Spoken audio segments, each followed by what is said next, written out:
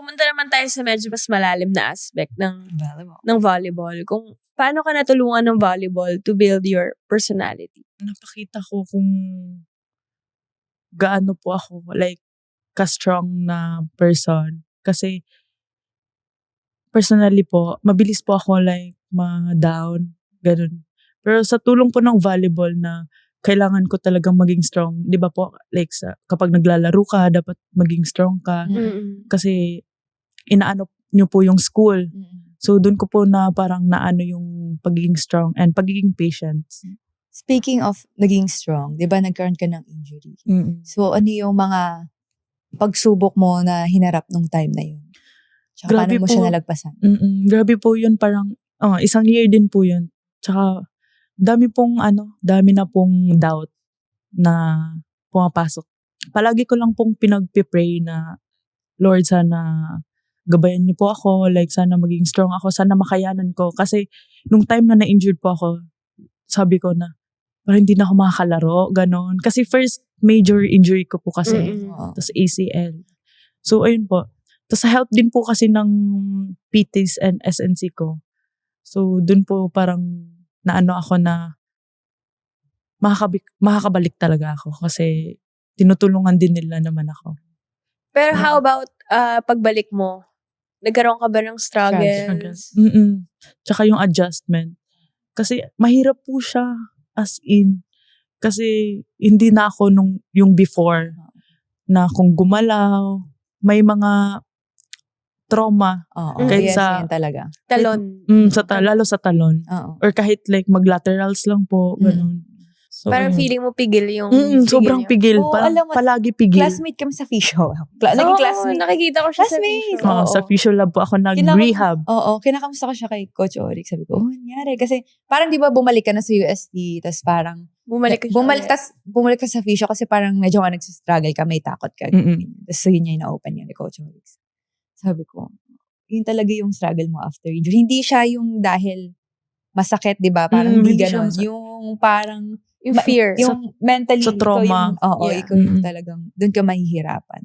Tingin mo ba na get over mo na yun? Or on the way ka pa doon? On the way pa lang On the po. way. Iniisip ko na na kaya ko siya.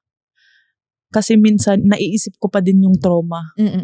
Pero at the same time, parang mas more ko iniisip yung kakayanin ko siya. Para hindi ako mag-overthink na ganto ganyan. Di ba Lasal ang kalaban nyo nito? Lasal yung nagka-injury? Pre-season, Shakey's, FEU. Shakey's pala. Ano po yun, fighting for bronze. Pinapanood ko nga kasi siya. Gagalingan nga ako sa kanya. Tapos si Mafi nagsabi sa akin na-injured ka. Nagpipik siya. Grabe, pag Lasal. Kaya akala ko Lasal. Kasi pag Lasal talaga, si sis talagang medyo may galit ata sa Lasal eh. Hindi pag yung si Lasal talaga naman laging pero ito, siya ang yun po yung sinasabi ng kryptonite ng Lasal. Na-pick mo yun. Pick niya yun. Ang ganda. Diba? Ako talaga, sinasabi ko, pick mo yan.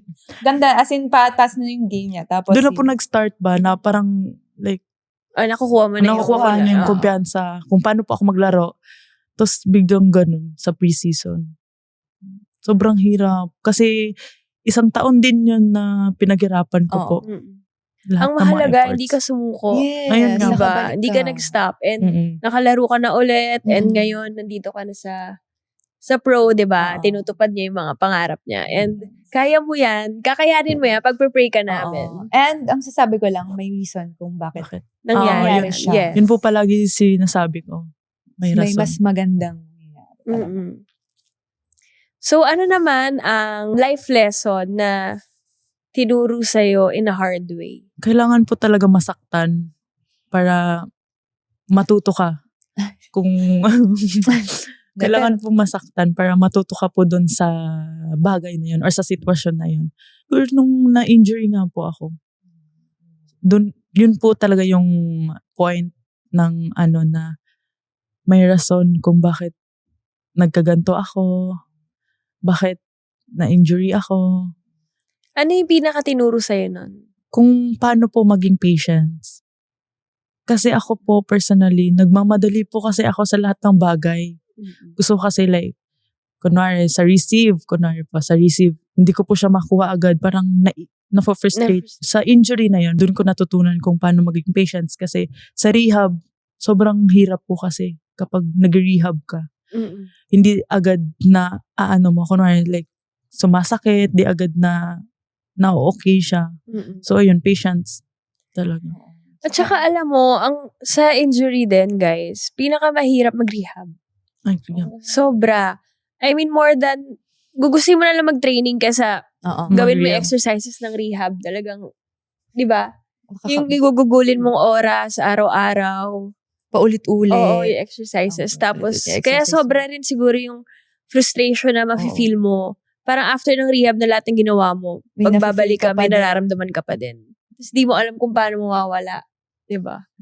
Kaya, nakakabilib din talaga yung mga taong na-injured, tapos nakakabalik pa sila. And, diba, minsan yung iba nga na-injured, tapos pagbalik, mas lalong tumataas yung performance. So, aabangan natin kay Jonah yan. Gusto ba natin? Kalaban natin siya. Hindi, pero yes, aabangan natin yan. Ano natin yan? Ilalabas natin ang totoong Jonah sa PVL. Pero how about now? Kamusta yung mental state mo sa paglalaro when it comes to your injury? Nakukuha ko na ulit yung kumpiyansa ko kung paano ako maglaro. Tsaka sa help din po ng mga ates sa Farm Fresh, mga teammates ko po. So dun ko po na nabuboost din yung confidence ko. And maging hardworking lang po sa training. Para makuha ko po yung kumpiyansa. Yeah. Ano naman ang proudest moment mo? Makagraduate po, of course, sa UST. Kasi isa din po sa pangarap ko, tsaka pangarap ng mama ko na makapag-graduate na. So, ayun, sobrang saya. Kasi nalibre po ako sa pag-aaral. Sobrang laking bagay niyan talaga. Yun talaga ang dream ng mga parents na makapag-aral. Tapos libre pa. Yes. Opo. Alam mo nga minsan, yung mga feeling ko, gusto nila maging atleta yung anak nila para din sa... Para scholarship. Oo, scholarship. Kasi laking bagay talaga nun. Anong course mo pala? Sorry, hindi natin natanong. Fitness and Sports Management. Kung pwede ka maging coach po, ganun. Pwede ka maging PT din, ganun. Or SNC. Okay, so looking back sa lahat ng pinagdaanan mo from college and sa ngayon, anong pakiramdam ngayon na nandyan ka na sa PVL? Masaya po kasi natutupad po yung mga pangarap ko nung bata pa lang ako. Magandang tulong din po siya para sa akin and sa family ko. Na-help ko sila through volleyball. Yung mga ginagawa ko po sa volleyball. So, na-help ko po yung family ko. Pero eto, gaano ka competitive? Kasi grabe ang labanan niya sa PVL. Kaya nga po kaya nga. feeling ko sobrang hirap, pero kakayanin ko po. Maging matyaga lang sa training. And gusto ko pa po na mas maraming matutunan sa mga veterans ko na teammates.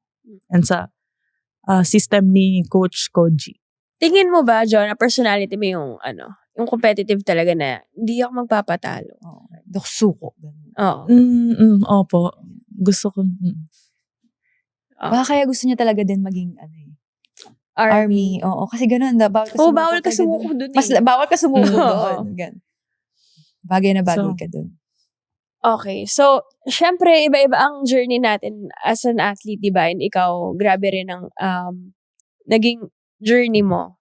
So, sa mga panahon na feel mong parang di mo na kaya or umaayaw ka na, ano yung nagpapamotivate sa'yo to keep on going?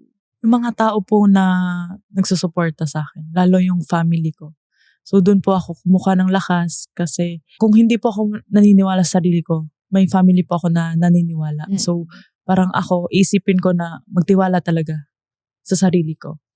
So, po. Totoo yun. Oo. At magandang support system ni Jonah. Yes. And alam mo, sabi nga nila, diba, sometimes, isang tao lang yung kailangan mo maniwala sa'yo para mag-push ka. Oo. Diba? Grabe! Nabitin na naman tayo sa kwento ngayon! Kung gusto mo pa ng dagdag kwento, huwag mag-alala. Pag may time, kita tayo ulit sa susunod na episode. grab a spot. Relax lang. At makitambay sa kwentuhan namin. Walang pressure. Chill lang. Follow us on YouTube, Spotify, at Apple Podcasts para mapakinggan ang buong episodes ng Ang Podcast ng Mga May Time.